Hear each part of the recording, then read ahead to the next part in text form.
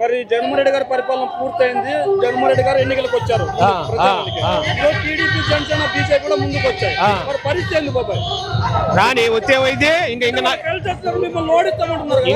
ఇంకా నాలుగు పార్టీలు కలిసి వచ్చినా ఏమి ఇబ్బంది లేదు. ఈ జన సమూహం చూడు ఎక్కడ దాకుందో చూడు. ఇది ఆడ పెట్టారు గుడంపాడు ఇక్కడ ఆంజనేయ స్వామి అమ్మ దగ్గర పెట్టారు. జగన్మోహన్ రెడ్డి గారు 100 కోట్లు డబ్బులా మాకెవడు రూపాయి వెళ్ళి బస్సు పెట్టారు. బస్సులో వచ్చాం. మంచినీళ్ళు డబ్బా ఒకటి ఇచ్చారు. మా డబ్బులతో మేము వచ్చాం. ఎవడు 1 రూపాయి ఎందుకు వేయాలా? నాలాంటి పేదోడు మళ్ళీ బాగుపడాలంటే జగన్కి వేసుకోవాలి. లేదు మనకు అవసరం లేదు అనుకుంటే టీడీపీకి వేసుకోవాలి. టీడీపీ ఇంతకంటే ఎక్కువ ఇస్తామంటుంది కదా. ఇచ్చారా అంత ముందు? ఇప్పుడు ఇస్తామంటుంది కదా. అరే అంత మొంగలు 14 సంవత్సరాలు చేశారు. అంత మొంగలు ఇస్తే ఈ బాధ ఎందుకయ్యా? ఆయన ఇచ్చి ఉన్నట్టు అసలు ఈ జగన్ ఎందుకు మాకు? జగన్తో ఏం పని? శుభ్రంగా చంద్రబాబు నాయుడు గారు ఏలేవాడు కదా. ఆయన పోయిందాకా ఆయన పోయిందాకా ఏలేవాడు కదా. అంటే ఇదే జగన్ చెల్లికే న్యాయం చేయలేదు, మీకెలా న్యాయం చేస్తారని ప్రశ్నిస్తున్నారు కదా వాళ్ళు. ఎవరు వీళ్ళు చూసారా ఎందుకు పోయి?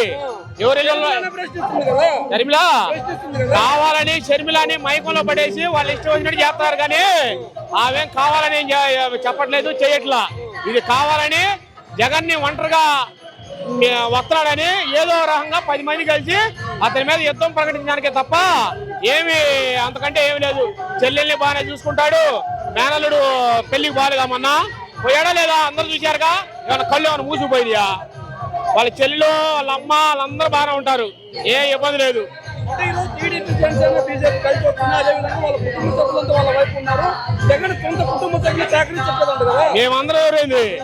మేమందరం ఎవరు?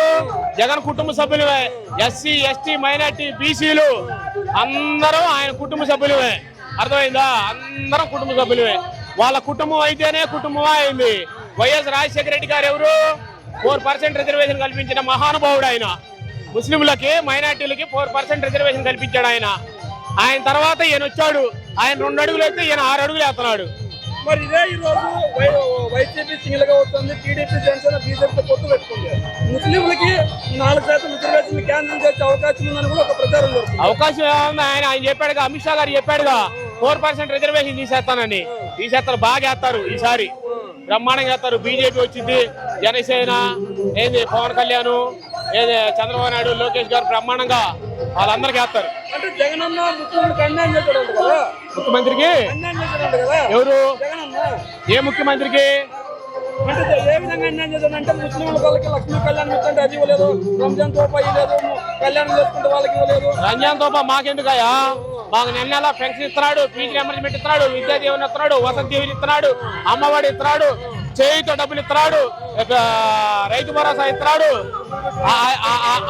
ఆసరా ఇస్తున్నాడు. ఆ డబ్బులతో రంజాన్ తోపా అంతకంటే డబల్ తెచ్చుకోవచ్చు.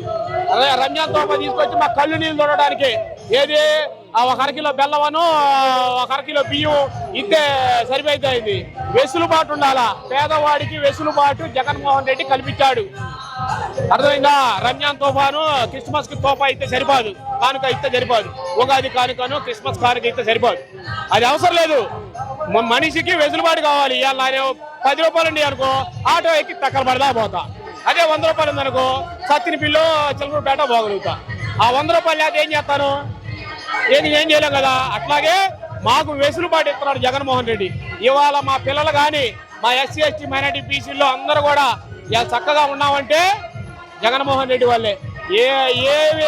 ఇవన్నీ రంజాన్ తోపాలకి ఏం పనికిరావు.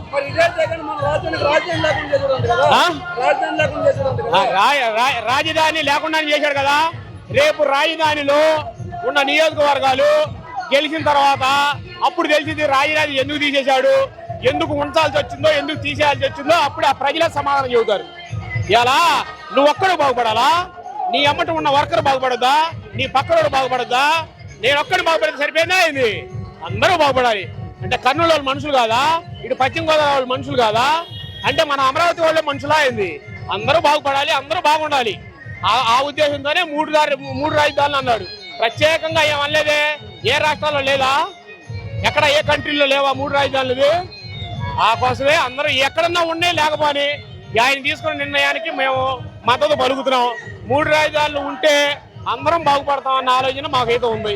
అందుకని ఆ ఆలోచనతోనే ఆయన జగన్మోహన్ రెడ్డి గారు తీసుకున్నాడు. ఈరోజు జనసేన అధినేత టీడీపీతో కలిసి పనిచేస్తున్నాడు. గోదావరి జిల్లాలో కాపులు ఎక్కువ, గుంటూరు జిల్లాలో కాపులు ఎక్కువ, కృష్ణా జిల్లాలో కాపులు ఎక్కువ. ఈ 4 జిల్లాల్లో వాళ్ళకి ప్లస్ అయ్యే అవకాశం ఉందంటారు. ఏమో తొందర ఎందుకు, ఇంకొక 20 రోజులు చూస్తే తెలిస్తే పోతే తెలిపోయింది కదా. జనసేనకి కాపులు ఉన్నారు. కాపులు అంటే ఒక కులాన్ని చూసి చెప్తారు. అది నేను ముస్లింని, ఆయన రెడ్డి గారు, జగన్మోహన్ రెడ్డి. ఆయనకి ఏ కొడుకో ఓటు మేము పోయి ఎమ్మెల్యే ముస్తఫా గారికి ఒక్కడికే వేయాలా? అవునా? ఇలా కులాలు మతాలు కాదు, పని ఏం జరుగుతుంది, పేదవాడికి మంచి జరుగుతుందా లేదా, అమ్మఒడి నాడు నేడు బ్రహ్మాండంగా ఉండే ఒకసారి స్కూళ్ళు కానీ, అమ్మఒడి కానీ, విద్యా దీవెన కానీ, వసతి దీవెన కానీ అన్ని ఒకసారి చూడండి. చూసిన తర్వాత మంచి చేస్తేనే ఓటేమని అడుగుతున్నాడు కానీ మంచి చేయబోద్దు అంటున్నాడు. అంత ధైర్యం ఎవరికన్నా ఉందా? ఒక్కడి మీదకి 100 మంది రావటం కరెక్టేనా? వీళ్ళందరూ కలిసి 100 మంది రాబోతే వీళ్ళకి నమ్మకం ఉందిగా. 14 సంవత్సరాలు సీఎం గా చేశాడు కదా. ప్రజలకు మంచి చేశాడు. ఎట్ట కలిసేది? ఎందుకు కలవాలి? నువ్వు 14 సంవత్సరాలు ముఖ్యమంత్రి చేశావు. నువ్వు సింగిల్ గా రా, వచ్చి నువ్వు ప్రజల్లోకి వచ్చి అయ్యా నేను అంత మంగళ మీకు ఇది చేశాను, మళ్ళీ మీకు ఇది చేస్తాను, నేను మీరేం కంగారు పడమాకండి, నన్ను నమ్మండి, 14 సంవత్సరాలు ఇంకో 14 సంవత్సరాలు మిమ్మల్ని వెళ్తాను, నేను ఉన్నానయ్యా, మీరేం భయపడమాకండి అని చెప్పు. అందరినీ తెచ్చుకోవడం ఎందుకు? అందరం తెచ్చుకోవడం ఎందుకు అంటే నీకు భయం పుడితేనే కదా 10 మందిని తెచ్చుకునేది. నువ్వు నన్ను కొట్టాలనుకున్నావు అనుకో, నువ్వు ఒక్కడు వస్తావా 10 మంది తెచ్చుకుంటావా? నీకు ధైర్యం ఉంటే నామే కొత్తావు. ఏమయ్యా జగన్మోహన్ రెడ్డి నాశనం చేశాడు అనుకుందాం, చేస్తే రేపు పొద్దున ఓట్లు పడు. కంగారు ఎందుకు మీకు? మీరు సింగిల్ గా రండి అయ్యా. ఆయన ఏమైనా అందరినీ తీసుకొని వస్తున్నాడే, ఆయన ఒక్కడే వస్తున్నాడుగా. మీరు సింగిల్ గా రండి. మీరు మంచి చేస్తారని కనుక జనం ఉద్దేశం ఉంటే వాళ్ళే ఓట్లేసి గెలిపిస్తారు. జనాన్ని నాశనం చేశాడు అనుకో, రాష్ట్రాన్ని నాశనం చేశాడు అనుకో, రేపు ఓట్లేరు. మా జగన్ ఏమని అడుగుతున్నాడు? నేను మంచి చేసి ఉంటానే, మీ ఇంట్లో మంచి జరిగితేనే నాకు ఓటేయండి, లేదంటే వద్దన్నాడు. మంచిది నెంబర్ 1. నమస్కారం అండి చంద్రబాబు నాయుడు గారు, నమస్కారం. నువ్వు మంచి మాట చెప్పావయ్యా, బ్రహ్మాండమైన మాట చెప్పావు. చంద్రబాబు నాయుడు గారు నెంబర్ 1 మాట మాట్లాడారు. చంద్రబాబు నాయుడు గారు నెంబర్ 1 మాట చెప్పాడు. ఆయనకు ఇప్పుడు జగన్మోహన్ రెడ్డి మంచి చేస్తేనే ఓటేయండి, లేదంటే నాకేంటి అన్నాడు. అదే కదా మంచిది. అయ్యా చంద్రబాబు నాయుడు గారు మంచి మాట చెప్పారు అయ్యా. ఈ రోజులకి ఇది ఒక్కటి మాట నాకు బాగా నచ్చింది. జగన్మోహన్ రెడ్డి మంచి చేశానుకో ఓటేస్తారు, లేదా నీకేస్తారయ్యా. అందరం కలిసి నీకేస్తాం మేము. ఈ 4 రోజులు ఓపి పడితే మొత్తం తెచ్చిపోయింది. అది 175 వస్తాయి. ఎన్ని సీట్లు వచ్చేది? ఎన్ని సీట్లు అంటే మా ఊరు ఒక్కదానికే ఊరికే చేశాడు అనుకున్నా. ఇది మీ ఇంట్లో చేశాడు, వాళ్ళ ఇంట్లో చేశాడు, అన్ని ఊళ్ళో చేశాడు.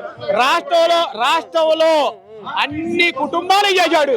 నా ఇంటికి నీ ఇంటికి చేయలా, అన్ని ఊళ్ళో చేశాడు. అన్ని రేట్లుగా ఎందుకయ్యా అన్యాయంగా మాట్లాడతారు? ఆయనకి అసలు కులం లేదయా. జగన్ అనేవాడు ఏనాడే ఒక చిన్న మాట చెబుతాను. నేను చంద్రబాబు నాయుడు గారు ఎప్పుడన్నా ఎవరికన్నా ఆరోగ్యం బాగోలేని ముసలాయని కానీ చెయ్యి పట్టుకొని ఏమ్మా నీకేమైందని ఎప్పుడన్నా చేయి పెట్టాడు ఆయన? జగన్మోహన్ రెడ్డి చూడు, మొన్న ఒక పేదరాలు వచ్చింది, ఒళ్ళంతా మొత్తం బొబ్బలుగా ఉంది. బొబ్బలు ఉంటే చెయ్యి పట్టుకొని ఆయన పట్టుకోమను, ఆయనకి ఎంత ఓట్లు, ఆయన పట్టుకోమను. ఏందయ్యా ఓట్ల కోసం? ఇది ఓట్ల మరి 14 సంవత్సరాల నుండి ఉన్నాడు ఆయన ఓట్ల కోసమే ఉంది. మరి ఏనాడన్నా ఒక పేద మనిషిని, ఆరోగ్యం బాగోలేని మనిషిని దగ్గర తీసి చెయ్యమని మేదేశాడు ఆయన? మా జగను ఆడ వాసన వస్తుందో తెలీదు, వాళ్ళు ఎట్టుండారో తెలీదు, సోయాసూస్ ఉందో తెలీదు. ఒక అతనికి చర్మం మొత్తం కింద ఊడిపోతున్నా బుద్ధి పెడుతున్నాడు దగ్గర తీసి. ఎవడయ్యా? ఎందుకయ్యో ఇగో ఒకవేళ అనుకుంటే మా జగన్ ఓడిపోయినా మా ఎస్సీ ఎస్టీ మైనారిటీ పేదోళ్ళ గుండెల్లో చిరకాలం బతికే ఉంటాడు, అట్టానే ఉంటాడు. దాని గురించి ఏం కంగారు పడలేదు. అర్థమైందా? బ్రహ్మాండంగా ఉంది. అది గుర్తుపెట్టుకో.